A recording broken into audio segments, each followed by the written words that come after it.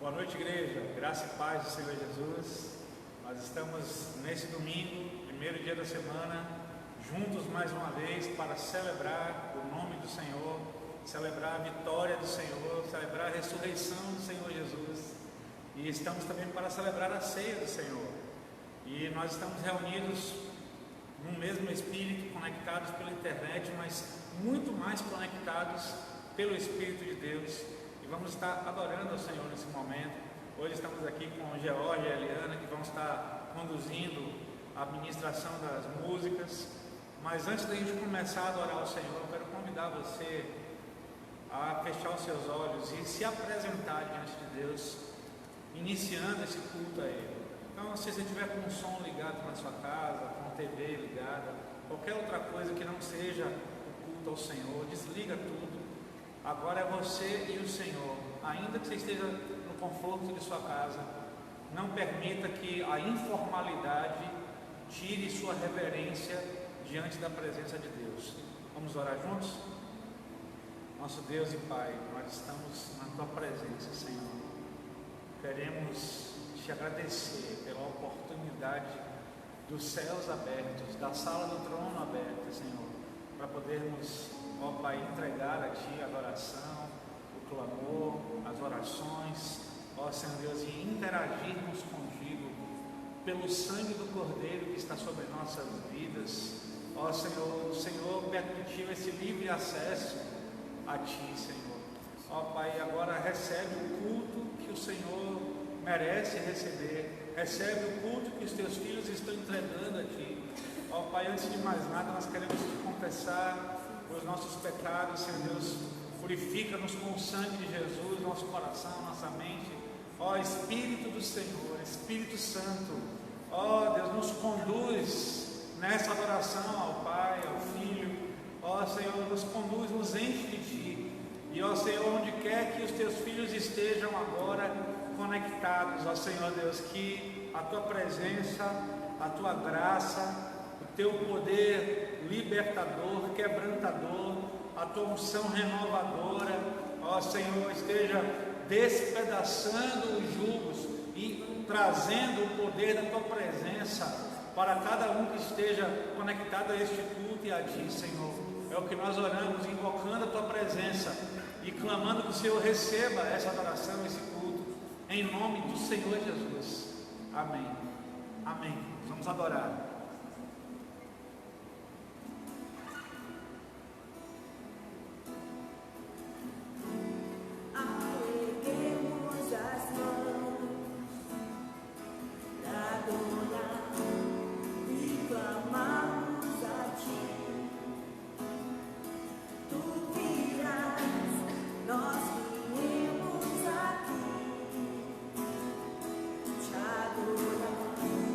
Deus te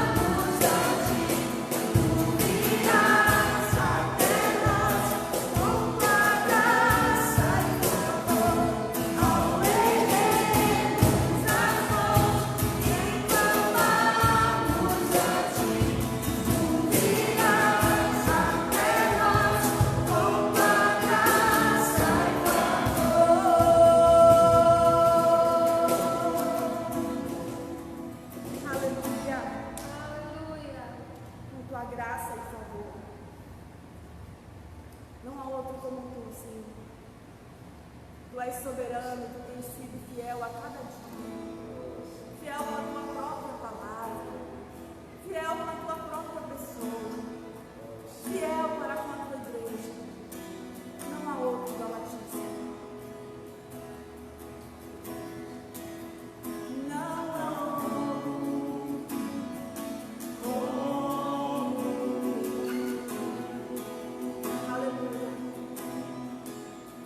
Soberano, infinito.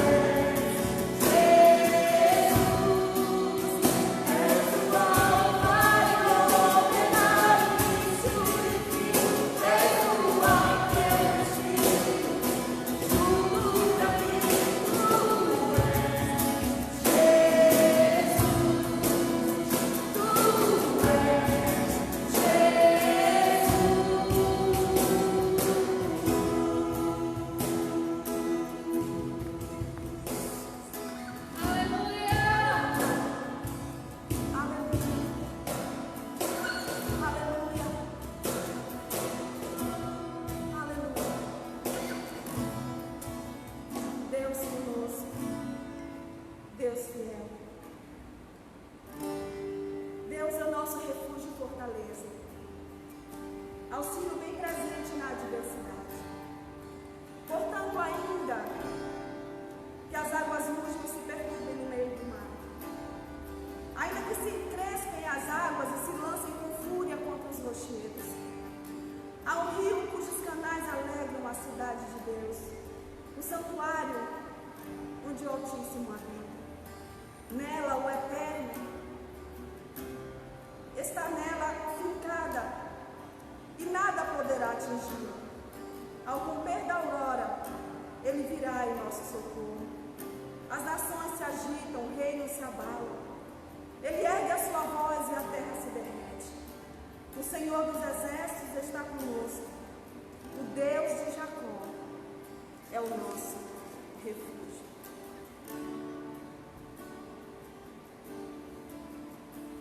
A voz do Senhor faz tremer o deserto. Aleluia. A voz do Senhor quebra todos os cegos. Tua voz ecoa a majestade. Tua voz ecoa a santidade. Com poder, como um trovão, ouço uma voz, trazendo cura e libertação. Ouço a voz, quebra os grilhões, alivia os aflitos, transforma os doentes e ouve ao som da tua voz, ao som da tua voz. O teu poder faz o inferno tremer, nada nem mal pode prevalecer ao som da tua voz, ao som da tua voz. Quebra os grilhões, alivia os aflitos, transforma os doentes e ouve-os ao som da tua voz, ao som da tua voz.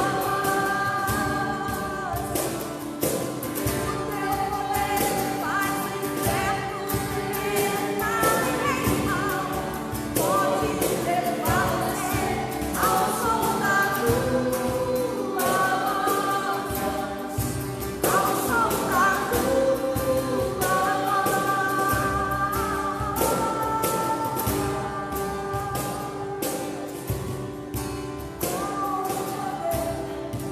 Como um trovão, eu ouço a voz,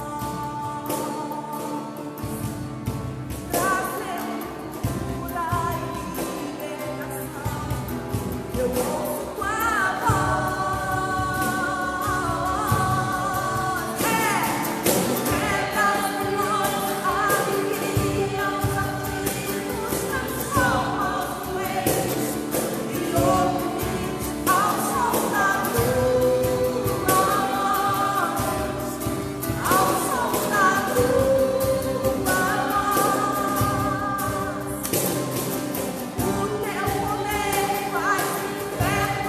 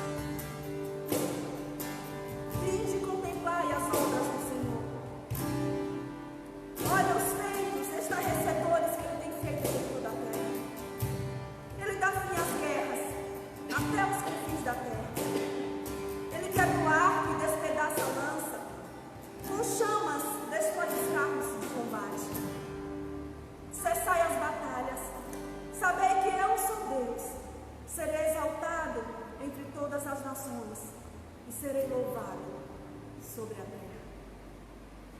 Aleluia.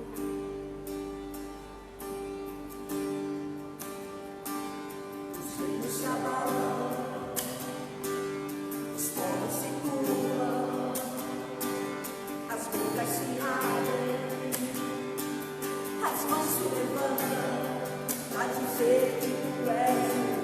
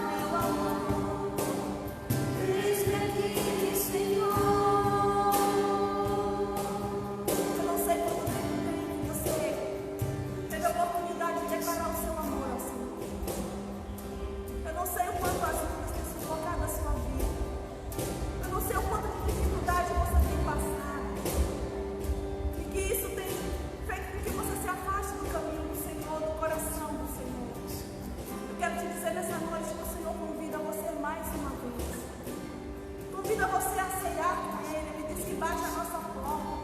E quando nós abrimos, todas as vezes que isso acontece, Ele está disposto e disponível para cear conosco. O seu coração esteja disponível para o Senhor mais uma vez nessa noite. Eis-me aqui, Senhor. Você pode dizer tão somente isso para Ele. É tudo que Ele deseja ouvir de você. Eis-me aqui, Senhor.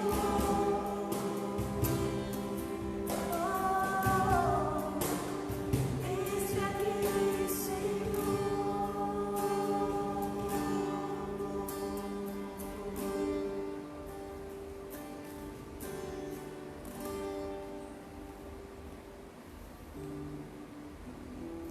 Aleluia. Quero convidar você a abrir sua Bíblia na carta do apóstolo Paulo a Tito.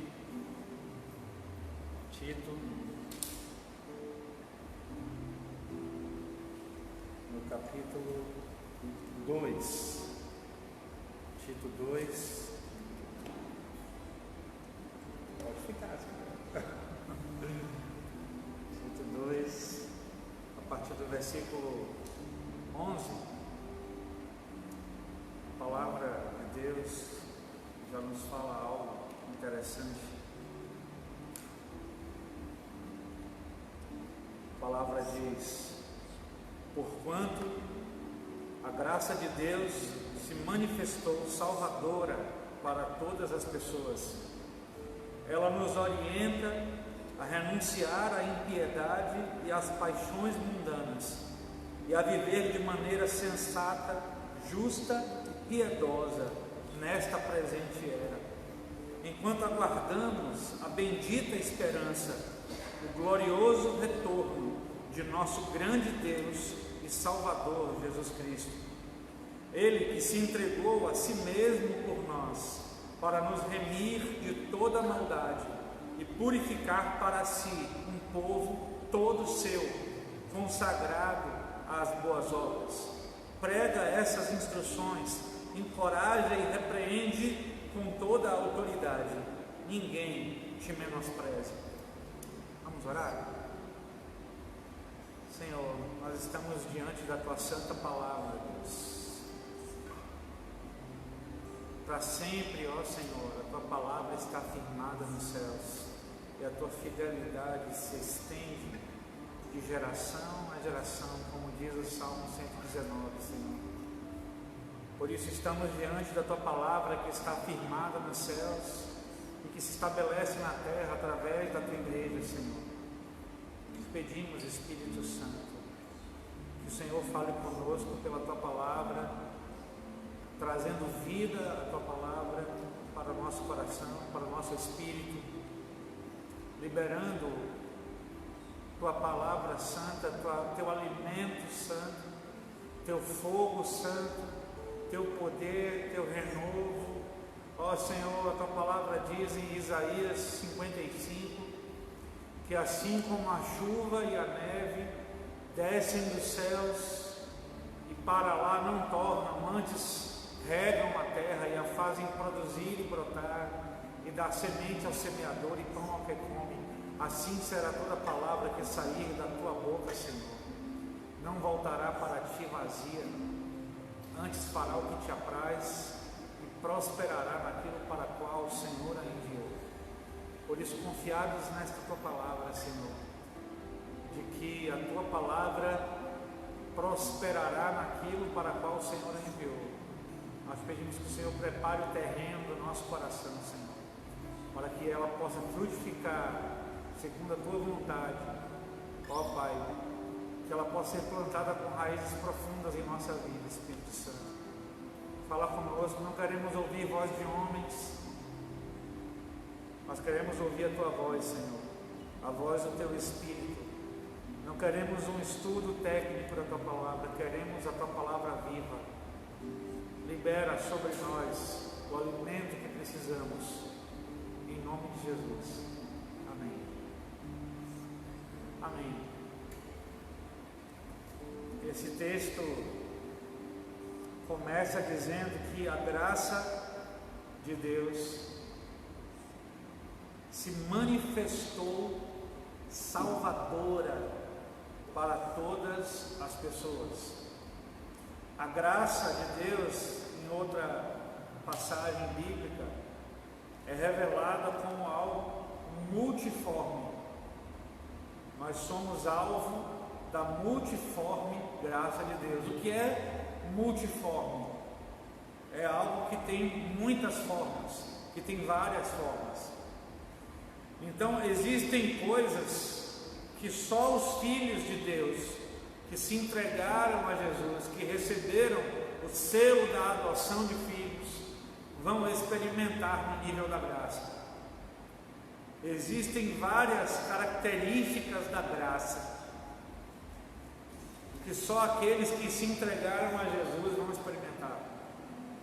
Existem vários níveis de graça e várias formas da manifestação da graça que só aqueles que são de Jesus, que reconheceram Ele como seu Senhor e Salvador, que andam com Ele, vão experimentar. Mas existe um caráter da graça, uma virtude da graça, uma face da graça, que é manifestada a todas as pessoas. E é essa virtude que o texto começa dizendo, que a graça de Deus se manifestou salvadora para todas as pessoas. Então, se existe uma coisa que está ao alcance de qualquer pessoa, é a salvação pela graça. É uma coisa que está para quem quiser receber.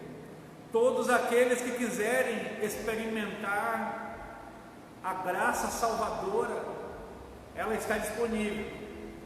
Outras faces da graça só são liberadas quando você experimenta a salvação em Jesus, a parte salvadora da graça. Mas essa característica salvadora é um presente de Deus para a humanidade, para qualquer um que a queira, que a deseje. Eu me lembro de Jeremias, quando o Senhor fala: buscar-me-eis e me achareis, quando me buscardes de todo o vosso coração. Eu acho muito interessante que a graça é uma parte do próprio caráter de Deus. Deus é gracioso. E quando o profeta, inspirado pelo Espírito, fala: buscar-me-eis e me achareis quando me buscardes de todo o vosso coração, Deus estabelece um parâmetro, uma condição, uma única condição para ser encontrado pelas pessoas. Você pode encontrar ao Senhor se você buscá-lo de todo o seu coração. Se você buscá-lo apenas, você não encontrará. Se você buscar Ele com seu coração, você não encontrará. Você precisa buscá-lo com todo o seu coração. E quando você busca o Senhor com todo o seu coração, você se depara com a graça salvadora de Deus através de Jesus. O buscar ao Senhor de todo o coração abre essa face, revela essa face da graça salvadora que se manifestou para todas as pessoas. Está aberta, é uma porta que está aberta para qualquer um que queira encontrar o Senhor. E o texto fala que essa graça salvadora, essa graça que nos atingiu como um tsunami, que nos alcançou, ela nos orienta, ou seja, a manifestação da graça de Deus traz consigo uma orientação, uma direção. A graça nos direciona para algo. Ela não apenas se manifesta na nossa vida como um presente espiritual. Eu sou alvo da graça de Deus, eu sou filho da graça, eu sou alcançado pela graça. A graça, ela traz consigo algo ela nos traz um norte, uma direção, ela nos direciona, ela muda o curso da nossa história. A graça, ela nos impacta de uma maneira tão forte, que ela nos desvia do caminho que estávamos indo, e nos orienta a renunciar à impiedade e às paixões mundanas, e a viver de maneira sensata, justa e piedosa nessa era. Sabe, amar é também renunciar. Renunciar é uma manifestação do amor. E quando a graça nos orienta a renunciar à impiedade e às paixões mundanas, ela está nos guiando para amarmos ao Senhor a ponto de abrirmos mão de tudo que não é piedoso, de tudo que não glorifica o nome de Deus em nossa vida, de tudo que não engrandece o nome de Deus, de tudo que faz parte da nossa natureza terrena, de todos os nossos objetivos autossatisfatórios. O texto fala de paixões mundanas, aquilo que atrai a nossa carne, que atrai o nosso coração para as coisas malignas. A Bíblia fala, a graça nos orienta, ela nos conduz, ela nos leva para um destino de renúncia. Ela nos orienta a renunciar à impiedade e às paixões mundanas. Não é interessante isso? A graça vai conduzindo a gente a abrir mão daquilo que é desagradável àquele que te alcançou pela graça. A graça, ela não suporta uma convivência com aquilo que é desagradável a Deus, porque a graça é a própria essência de Deus. Então, se a graça está em sua vida, obrigatoriamente você vai ter que abrir mão de alguma coisa para que ela seja prevalecente em você, para que ela permaneça em você. Então a graça mesmo te orienta a abrir mão das paixões, a abrir mão da sua carne, a abrir mão daquilo que não é piedoso, daquilo que não é santo, daquilo que não é agradável aos olhos de Deus. Como a graça passou a fazer parte da sua vida, esse processo de revelação daquilo que deve ser renunciado é extremamente interativo. Você não precisa de uma revelação nova. A graça vai abrindo seus olhos, ela vai tirando as escamas espirituais dos seus olhos e vai te fazendo entender aquilo que precisa ser abandonado, que precisa ser renunciado. E essa palavra para mim é muito forte. Renunciar. Renunciar é como se você estivesse abrindo mão que é algo seu por direito. Você está renunciando. É como se você estivesse abrindo mão de algo que você poderia escolher ficar com aquilo. Quando um político renuncia a um mandato, ele poderia ter continuado ocupando aquela posição, mas ele abre mão daquele mandato, ele renuncia àquela posição em que ele se encontrava. Da mesma forma, nós, quando somos alcançados pela graça, a palavra fala que nós somos orientados pela própria graça a abrir mão, a renunciar, a jogar fora da nossa vida algo que nós tínhamos até então o direito de carregar conosco: as impiedades, as paixões, os deleites, as inclinações, aquilo que nos fazia entristecer o coração de Deus. Nós não temos mais o direito de carregar conosco qualquer coisa que não seja compatível com a graça. E o texto diz que a graça não só nos orienta a renunciar aquilo que não é piedoso, aquilo que é impiedade, aquilo que é paixão mundana. Ao mesmo tempo, a graça nos orienta a viver de maneira sensata, justa e piedosa nesta presente era. Viver de maneira sensata, justa e piedosa é o caminho pelo qual a graça nos desafia a caminhar. Mas é muito fácil viver de maneira sensata, justa e piedosa quando estamos num ambiente de adoração, num local de reunião. Dizem que esses lugares, assim como o que nós estamos aqui agora, aonde a igreja se reúne, é o lugar mais santo por metro quadrado que a gente encontra no mundo. Sabe? É o lugar mais fácil de você expressar santidade, expressar justiça, expressar piedade, sensatez. É quando você está reunido com o povo de Deus em algum lugar, com uma igreja em algum lugar. É fácil você expressar santidade onde todo mundo está expressando a mesma coisa.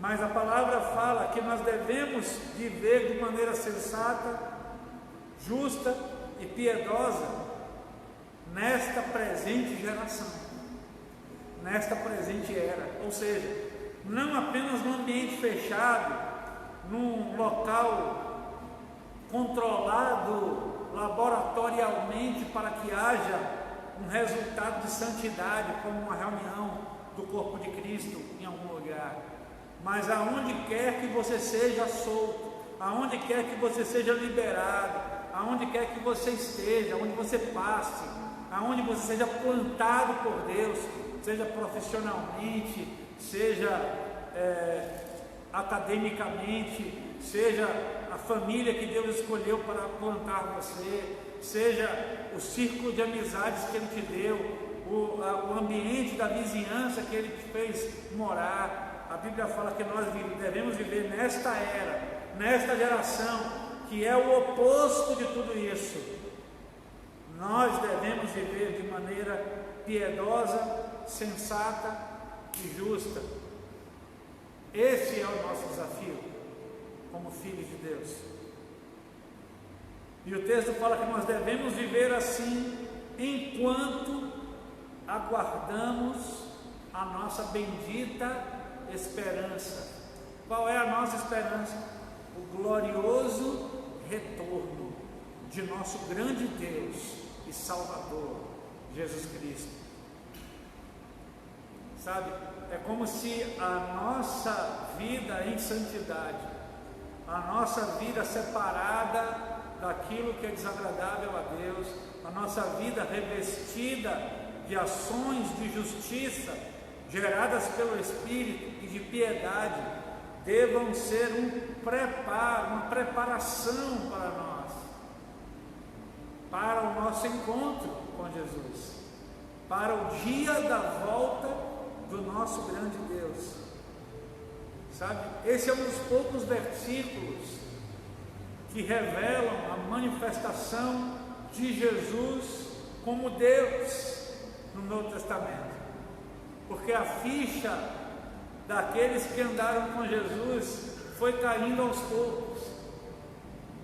No início, alguns acharam que ele era um profeta, outros acharam que ele era um grande homem de Deus. Depois, aqueles que o seguiam começaram a achar que ele era o Messias, um ungido, um libertador, um rei humano.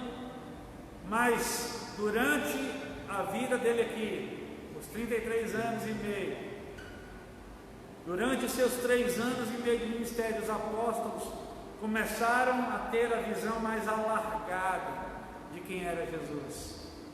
Quando houve a morte de Jesus e a sua ressurreição, então o Senhor começou a se revelar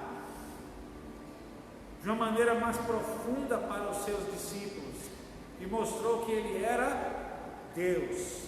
Além de estar manifestado como homem, ele tinha a essência do próprio Deus. Por isso, quando ele se manifesta ressurreto, dias depois da ressurreição, junto aos 12, e fala com Tomé: Tomé, vem cá, Tomé, põe as tuas mãos aqui nas minhas cicatrizes, põe a tua mão aqui do meu lado, onde entrou a lança, e veja que eu sou de carne e osso, que eu estou vivo. A primeira manifestação de Tomé ali prostrado aos pés de Jesus é: Senhor meu e Deus meu. É a primeira vez que um discípulo chamava Jesus de Deus, porque começou a cair a ficha. Paulo começa a alcançar isso ao longo de suas epístolas, bem devagar, alcançar a revelação da divindade de Jesus. E aqui na carta a Tito ele diz: ele é aquele quem nós esperamos, o nosso grande Deus e Salvador, Jesus Cristo. Então, Jesus é manifestado na palavra como Deus e como aquele a quem nós esperamos o retorno. E se nós aguardamos o retorno daquele que ressuscitou e que é o próprio Deus, que esteve entre nós e que nos salvou e que nos inundou, nos alcançou com sua graça, o texto fala: devemos viver de maneira sensata, justa e piedosa nesta presente era. Não há como experimentar uma vida que esteja esperando o Senhor que não contém essas três coisas. Se não estamos vivendo de maneira sensata, justa e piedosa, se não estamos vivendo para agradar ao Pai nas nossas atitudes, nos nossos pensamentos, se o centro da nossa vida, se a razão da nossa existência, se quando nós acordamos de manhã ou vamos dormir à noite, não revela a nossa expectativa do retorno, de nos encontrarmos nesse grande dia que será o retorno de Jesus, nós ainda não entendemos o motivo pelo qual fomos alcançados. Devemos viver nessa geração, fazendo a diferença, para que essa geração testemunhe que existe um povo que está esperando por um Deus santo que retornará para buscá-los. Existe um povo diferente dos outros. Existe um povo que não é igual às outras pessoas da terra. Existe um povo que foi alcançado por algo diferente e que aguarda pela chegada de alguém que não é qualquer um. É o glorioso retorno de nosso grande Deus e Salvador Jesus Cristo. Você aguarda pelo glorioso retorno de Jesus? Ele é o seu grande Deus e Salvador.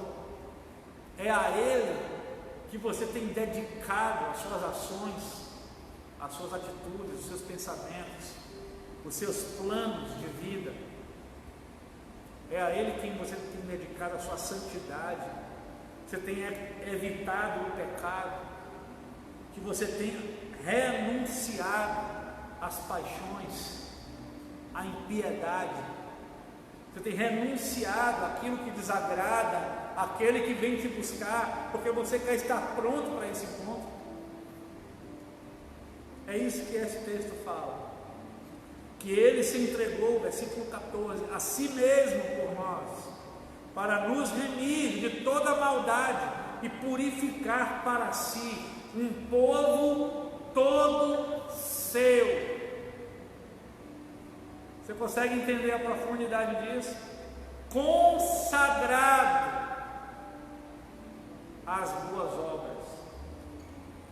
O preço que Jesus pagou naquela cruz, ao morrer por nós, foi para nos salvar da morte, nos salvar do pecado, nos salvar do inferno, nos salvar da própria ira do Senhor, mas também nos salvar da vida ridícula que vivíamos, da vida vã que vivíamos. E aí, o texto fala que Ele se entregou a si mesmo para nos remir, nos resgatar de toda maldade. Se eu vivo ainda na maldade, eu estou negando o motivo pelo qual Ele se entregou por mim. Se eu ainda vivo no pecado, se eu ainda vivo em desobediência, se eu ainda vivo em rebelião, se eu ainda vivo a minha própria vontade, eu estou negando o motivo pelo qual Ele se entregou a si mesmo por mim, para me salvar de mim mesmo também e me purificar para si.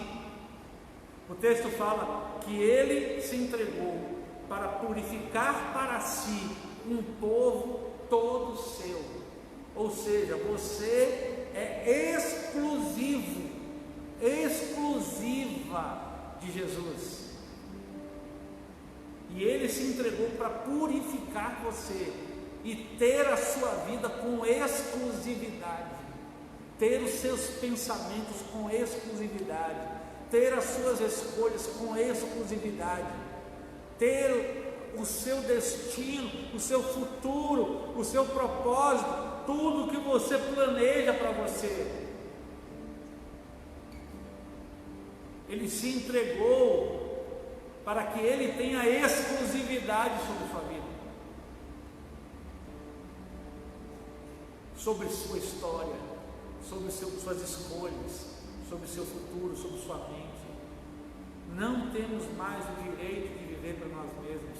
É isso que a palavra fala em 2 Coríntios capítulo 5, quando diz: e Ele morreu para que aqueles que vivem não vivam mais para si mesmos, mas para aquele que por eles morreu e ressuscitou. Ele morreu para que você não viva mais para você mesmo. Ele morreu para que você viva para Ele, em tudo, procurando agradar-lhe em tudo, enquanto aguardamos a sua volta, enquanto aguardamos a nossa bendita esperança, o glorioso retorno do nosso grande Deus e Salvador, Jesus Cristo. Devemos viver de maneira sensata, justa e piedosa nesta presente era, nesta geração apodrecida, corrompida, prostituída, suja, devassa, blasfema. O texto fala: devemos fazer a diferença, mostrar como aqueles que são resgatados por Jesus vivem, como é diferente a vida de quem foi alcançado pela tsunami da graça, pela onda poderosa da graça. Existe uma diferença que precisa ser notada por essa geração. E hoje é ceia do Senhor, e a palavra fala que todas as vezes que comemos o pão e bebemos o cálice, anunciamos a morte do Senhor até que Ele venha. E você pode pensar: puxa vida, anunciar a morte é meio mórbido, né? Você fazer uma celebração e anunciar a morte de alguém, mas é porque não foi uma morte qualquer. Quando anunciamos a morte do Senhor, estamos anunciando tudo o que a morte do Senhor trouxe para nós. Estamos anunciando a vitória do Senhor sobre a morte, a ressurreição do Senhor, a salvação do Senhor, a nossa morte junto com Ele, para que nós ressuscitemos também com Ele, a morte do velho homem, e principalmente apontamos ao mundo que Ele está voltando, porque o texto fala que todas as vezes que comemos esse pão e bebemos esse cálice, anunciamos a morte do Senhor até que Ele venha. Então, é um ato profético, a ceia do Senhor é até que Ele venha. Quando celebramos a ceia do Senhor, estamos dizendo: estamos esperando pela Tua volta, Jesus. Estamos esperando, porque sabemos que o Senhor vem nos buscar, que o Senhor vem nos resgatar como Teu povo, que nós vamos ficar juntos para sempre, que do mesmo jeito que o Senhor subiu, como diz lá a palavra em Atos capítulo 1, quando os apóstolos estavam no monte e Jesus subiu nas nuvens, 2 anjos com vestes resplandecentes apareceram para aquelas pessoas que estavam testemunhando aquilo e disseram: varões galileus, por que estáis olhando para cima? Este mesmo Jesus a quem vós vistes ir, Ele mesmo há de voltar com poder e glória. Aleluia! E está cada vez mais perto isso acontecer. Está cada vez mais próximo. Se você tiver um pouquinho de sensibilidade, você vai perceber isso. Você, o Espírito vai revelar isso a você. Quando falarmos da volta de Jesus, você vai se arrepiar, porque está próxima a volta de Jesus. O Espírito de Deus que habita em você vai testificar isso. Então, todas as vezes que celebramos a ceia do Senhor, estamos declarando: vem, Senhor Jesus, vem nos buscar. Estamos te esperando de maneira santa, justa e piedosa, de maneira sensata nessa geração. Estamos preparados, procurando viver da melhor maneira para nos encontrar contigo. Amém? Eu quero convidar você a tomar a ceia do Senhor nesse momento. Você que preparou aí os elementos da ceia. Se você tem pão, pegue o pão em sua casa, pegue o suco de uva. Nós vamos cear juntos. Nós aqui, vocês aí, mas juntos, ligados pelo Espírito Santo. Vamos lá.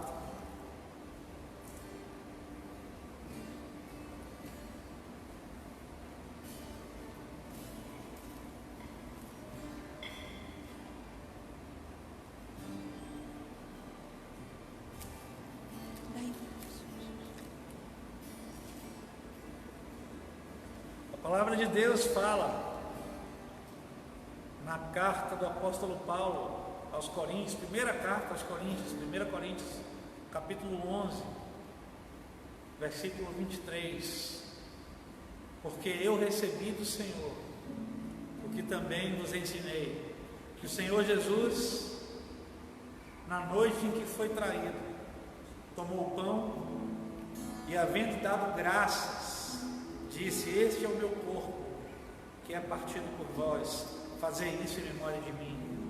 Semelhantemente, depois de cear, tomou o cálice e disse aos seus discípulos: este é o cálice da nova aliança no meu sangue, fazei isso todas as vezes que o beberdes, em memória de mim.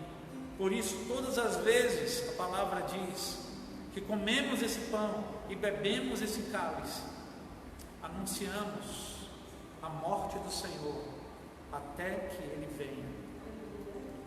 Nós estamos agora não só representando que temos uma aliança eterna com Jesus, porque esse pão e esse cálice representam uma nova aliança,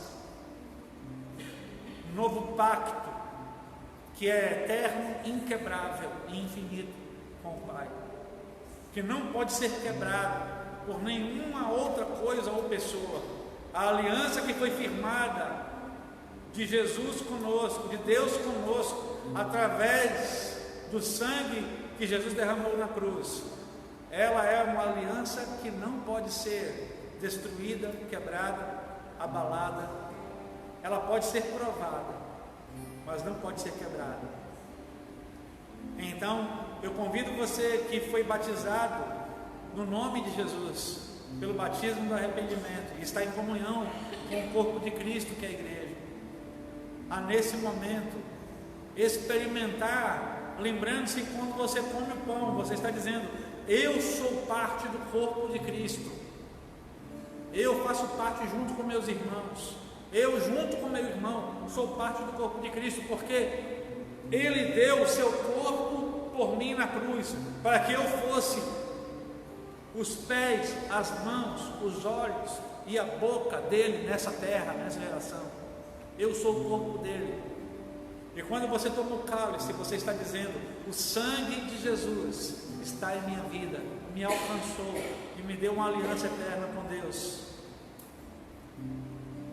Você está dizendo que é participante da aliança eterna que Jesus promoveu na cruz, com seus irmãos e com o Pai, até que Ele venha. Então, nesse momento, comamos o pão e bebamos o cálice em memória do Senhor, até que Ele venha. Comamos.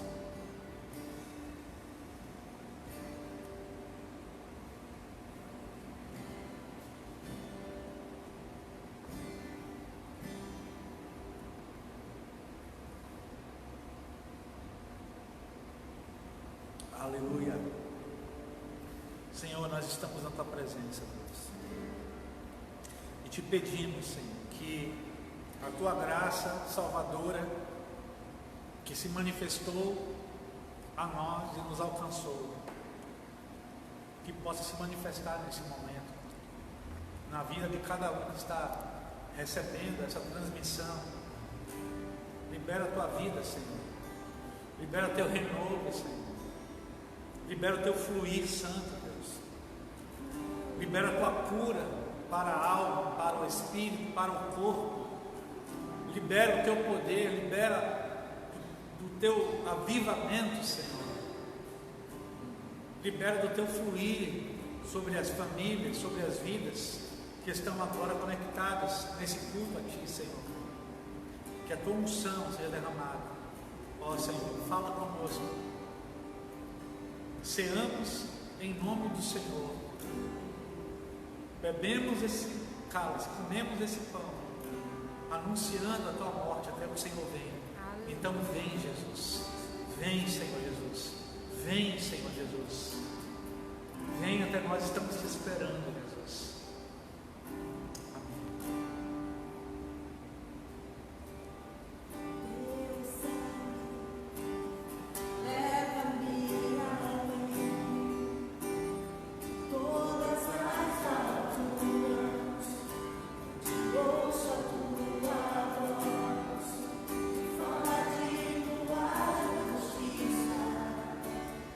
Pela minha vida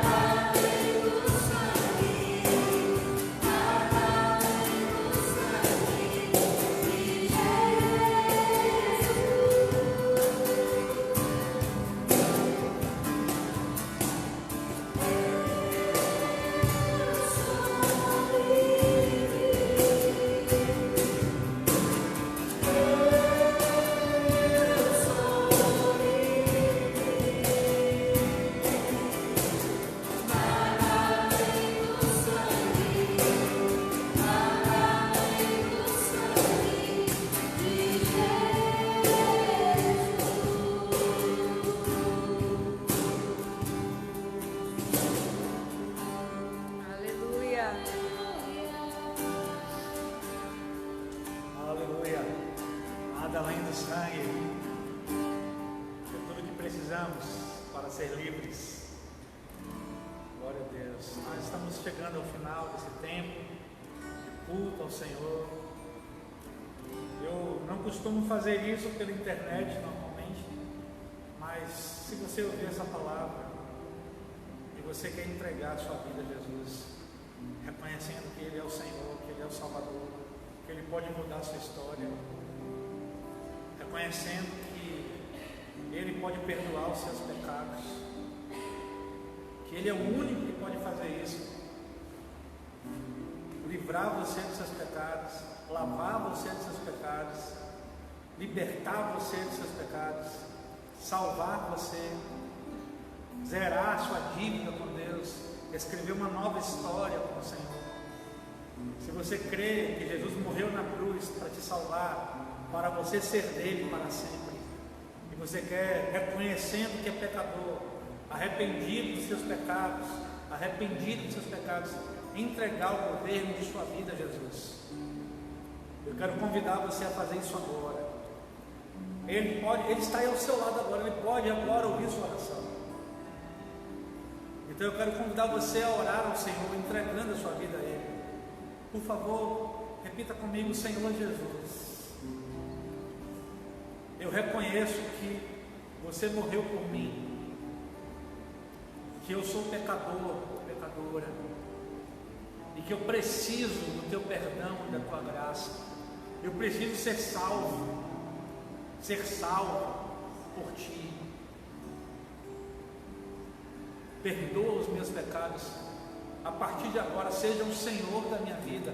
Manda na minha vontade a partir de agora. Governa a minha história. Reescreve a minha história.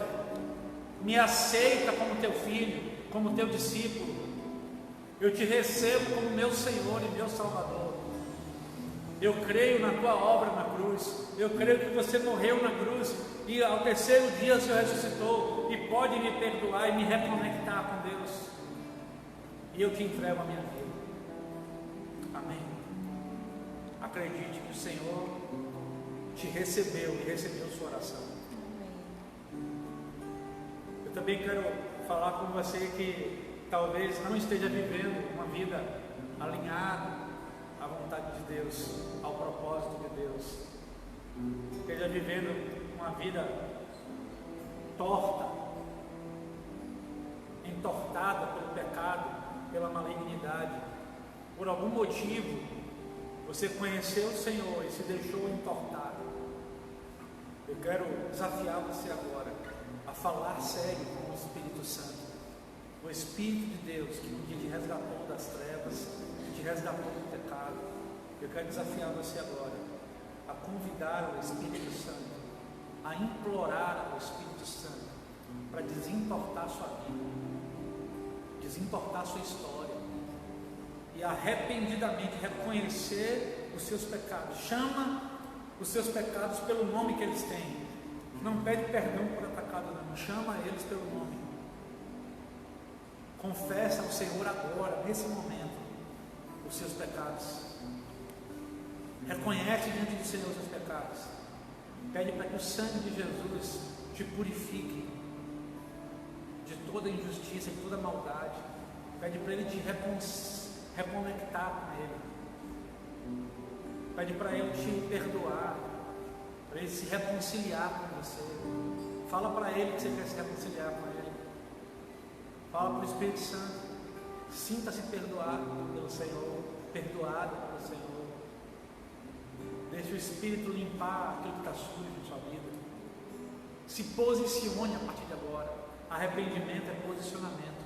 Arrependimento não é remorso.